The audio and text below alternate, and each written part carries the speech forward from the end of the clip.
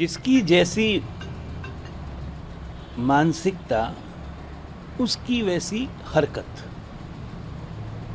औरंगजेब के मकबरे पे कोई जाएगा तो उसकी मानसिकता औरंगजेब वाली ही है, क्योंकि ये औरंगजेब वही थे जिन्होंने गुरुओं का कत्ल किया था, बच्चों को जिंदा जला दिया था, अपने बाप को कैद कर लिया था, अपने भाइयों को मार दिया था।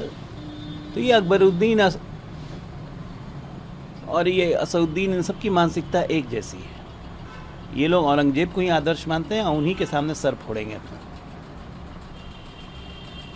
ये रिफ्लेक्ट करता है कि किस तरह की मानसिकता के लोग आज भारत की राजनीति में हैं। जब से तमिलनाडु में सत्ता परिवर्तन हुआ है ना, तब से इन लोगों की भाषा बदल गई है। पहले नीट पे सवाल उठाए, अब हिंदी पे सवाल उठा दिया।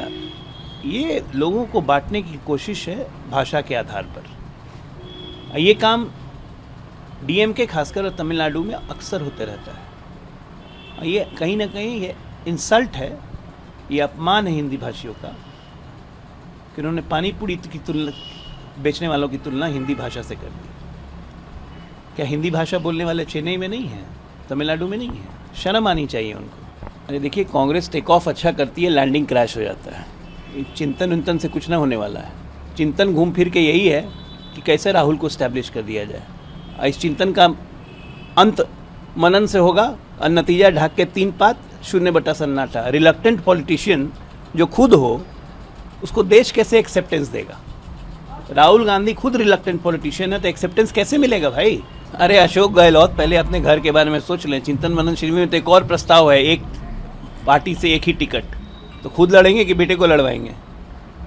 क्योंकि ये गांधी परिवार पर लागू नहीं होगा, क्योंकि प्रियंका वाड्रा दूसरे परिवार की हैं। वो वाड्रा में शादी हो चुकी है उनकी।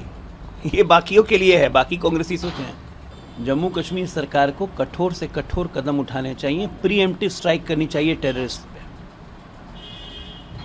चुन चुन के ख़त्म करना चाहिए जितने आतंकवादी हैं या जितने भारत विरोधी शक्तियां हैं वहाँ पे, और कोई वास्ता नहीं है। आई कार्ड देख के हिंदुओं को मारा जा रहा है खोज खोज के। अब इससे ज़्यादा एथनिक क्लींजिंग क्या होगी?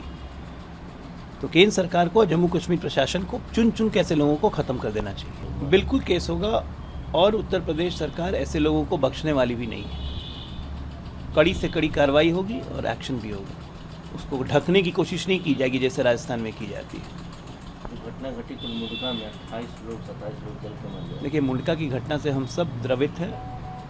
पीड़ितों के प्रति हमारी पूरी संवेदना है, और भविष्य में इस तरह की घटना ना घटे इसके लिए दिल्ली सरकार को पर्याप्त कदम उठाने चाहिए। अग्निशमन हो या जो भी सेफ्टी इक्विपमेंट्स हो, हर चीज़ का ऑडिट होना चाहिए। बिल्कुल। 1991 पूजा स्थल अधिनियम किसने बनाया था? कांग्रेस सरकार ने। ये मुस्लिम तुष्टीकरण कहीं एक राजनीति थी? ये असदुद्दीन ओवैसी क्यों नहीं कहते हैं?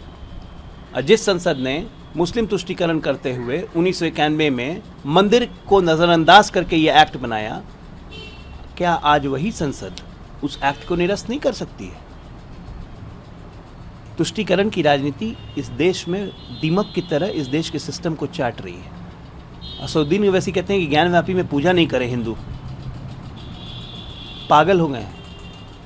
अपनी राजनीति चमकाने के लिए सांप्रदायिकता इस देश पे थोपना चाहते हैं, भावनाएं भड़काना चाहते हैं। मैं तो मांग करता हूं कि ऐसे ऐसे लोगों की अविलंब गिरफ्तारी हो जो भावनाएं भड़काते हैं।